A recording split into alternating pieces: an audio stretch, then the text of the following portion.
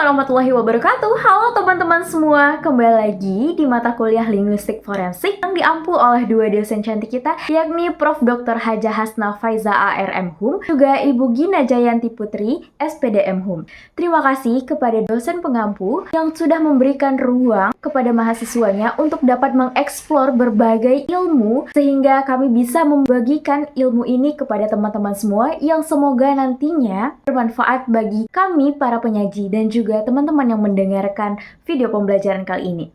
Sebelumnya, perkenalkan saya Raudatul Fatihah Rizani dengan DIM 23051110731 bersama 3 rekan saya, ada Irsya Gusridela, ada Nazifah Khairiyah, dan juga ada Via Ramadhani. Kami dari kelompok 2 akan menyajikan materi pembelajaran dengan judul Bahasa dan Linguistik Forensik. Sebelum kita bahas lebih lanjut, kita harus tahu dulu nih definisi dari bahasa dan juga linguistik forensik itu sendiri. Forensik itu berasal dari bahasa Yunani yakni forensik yang berarti forum. Sedangkan linguistik adalah ilmu yang mempelajari tentang bahasa. Nah, bahasa sendiri itu adalah sesuatu hal yang tidak bisa terpisahkan dalam kehidupan manusia. Kenapa? Karena bahasa menjadi salah satu alat untuk berkomunikasi, mengekspresikan pikiran dan juga perasaan. Penggunaan bahasa sendiri itu bisa mencakup berbagai bidang, mulai dari pendidikan, hukum, agama, ataupun budaya. Dalam ranah hukum, bukti yang tertinggal tidak hanya yang nonverbal saja seperti senjata, sidik jari, peluru, dan lainnya, tapi bisa juga bukti verbal berupa bahasa. Nah, untuk menganalisis bukti bahasa dalam sebuah kejahatan, maka perlu adanya kajian ilmiah tentang linguistik forensik yang membantu penyidikan itu lebih mudah. Linguistik forensik sendiri adalah salah satu cabang dari linguistik yang mengkaji, menelaah kehidupan kebahasaan manusia yang berkaitan dengan ranah hukum. Terdapat 3 ruang lingkup bahasa dalam linguistik forensik yang membantu dalam sebuah penyidikan, yang kali ini akan dijelaskan oleh rekan saya, Nazifah Khairiyah.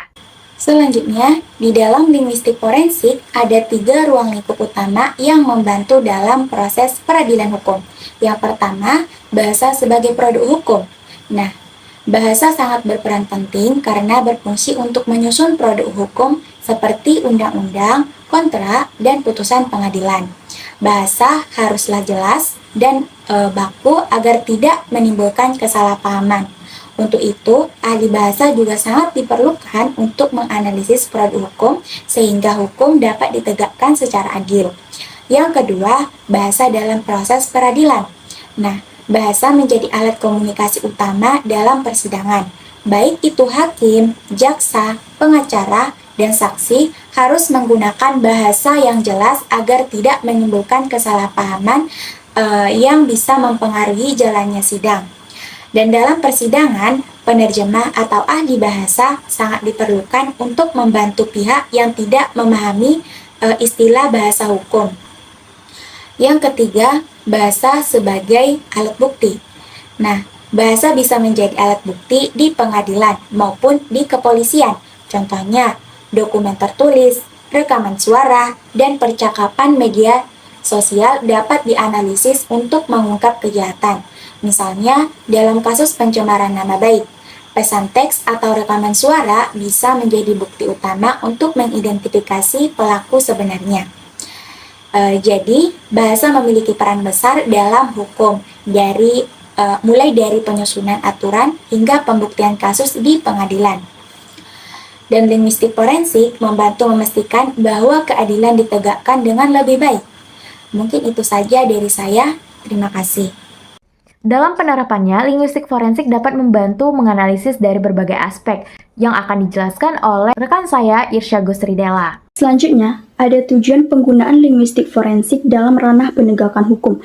Secara khusus, tujuan penggunaan linguistik forensik dalam penegakan hukum yaitu menganalisis bahasa yang digunakan dalam proses hukum, memvalidasi informasi yang valid diperoleh selama proses inspeksi menjadi alat analisis bahasa yang digunakan oleh penyelidik, hakim, jaksa, penuntut, tersangka, dan penasihat hukum.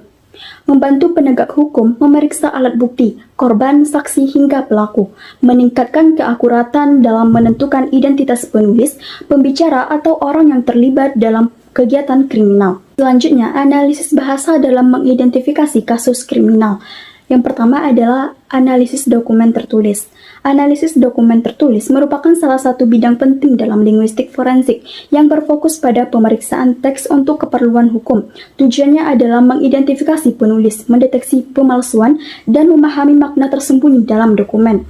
Dalam analisis ini, berbagai aspek linguistik diperhatikan seperti pilihan kata, struktur kalimat, gaya penulisan, dan tanda baca. Yang kedua, ada pemeriksaan keabsahan dokumen. Keabsahan dokumen adalah penjelasan bahwa dokumen yang dilampirkan sebagai kondisi untuk tujuan tertentu adalah asli atau valid.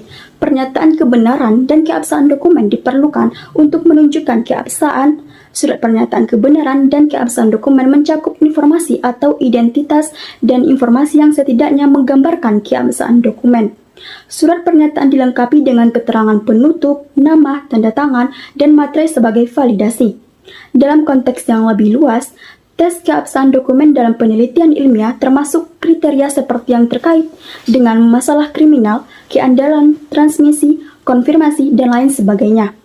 Selain itu, terdapat 4 macam triangulasi sebagai teknik pemeriksaan keabsahan dokumen, yaitu penggunaan sumber, metode, antar peneliti, dan teori. Rekan saya Via Ramadhani akan melanjutkan penerapan linguistik forensik dalam membantu menganalisis berbagai aspek dan juga akan memberikan contoh kasus. Penilaian ancaman dalam berkomunikasi. Istilah penilaian mencakup makna yang berkaitan dengan pandangan kita terhadap individu lain serta tindakan dan karakter yang mereka tunjukkan. Menurut Martin dan White pada tahun 2005, penilaian secara umum terbagi dua, yaitu yang berhubungan dengan penghargaan sosial dan yang berorientasi kepada sanksi sosial. Identifikasi penulis melalui gaya bahasa dan terminologi. Ini maksudnya yaitu berusaha untuk mengenali individu yang terlibat dalam tindakan kriminal dengan menilai dari segi tuturan, istilah atau yang dimaksud dengan terminologi dan juga gaya bahasa yang disampaikan. SA 2022 mengemukakan bahwa dalam penafsiran pesan teks, para ahli linguistik forensik dapat meneliti teks seperti surat, pesan singkat atau email yang berkaitan dengan aktivitas kriminal. Contoh kasus nyata dalam aplikasi praktis linguistik forensik ini saya temukan dari Indonesia Journal of Legal and Forensic Science tahun 2023. Kebetulan ini tentang kasus pelecehan seksual yang dialami oleh mahasiswi dari Universitas Riau, Fakultas Ilmu Sosial dan Ilmu Politik, Angkatan 2018, jurusan Hubungan Internasional. Nah, jadi pelaku telah mengalami pelecehan seksual yang dilakukan oleh dekannya sendiri, yang berinisial SH. Jadi kita dapat menelisik dari kacamata linguistik forensik, yaitu pada kata maupun frasa dan tuturan yang disampaikan oleh pelaku ataupun korban. Jadi didapatkan hasil bahwa SH telah melanggar Peraturan Menteri Pendidikan, Kebudayaan, Riset, dan Teknologi pada nomor 30 tahun 2021 tentang pencegahan dan penanganan kekerasan seksual di lingkungan perguruan tinggi dan bab 14 KUHP tentang kejahatan terhadap kesusilaan, khususnya pada pasal 289. Jadi dapat disimpulkan bahwasanya linguistik forensik adalah cabang ilmu bahasa yang dapat membantu dalam proses penegakan hukum dengan fokus bahasa sebagai produk hukum, bahasa dalam proses peradilan, dan bahasa sebagai alat bukti. Dalam penerapannya, linguistik forensik dapat membantu menganalisis berbagai aspek kebahasaan seperti dokumen tertulis, keabsahan dokumen, penilaian ancaman dalam komunikasi, serta identifikasi penulis melalui gaya bahasa untuk mengungkap kasus-kasus hukum. Oke teman-teman, Rauda rasa cukup untuk penjelasan dari kelompok 2. Semoga teman-teman bisa mengerti dan juga bisa diambil manfaat dari pembelajaran kali ini. Lebih dan kurang Rauda mohon maaf. Wabillahi taufiq wal hidayah. Wassalamualaikum warahmatullahi wabarakatuh.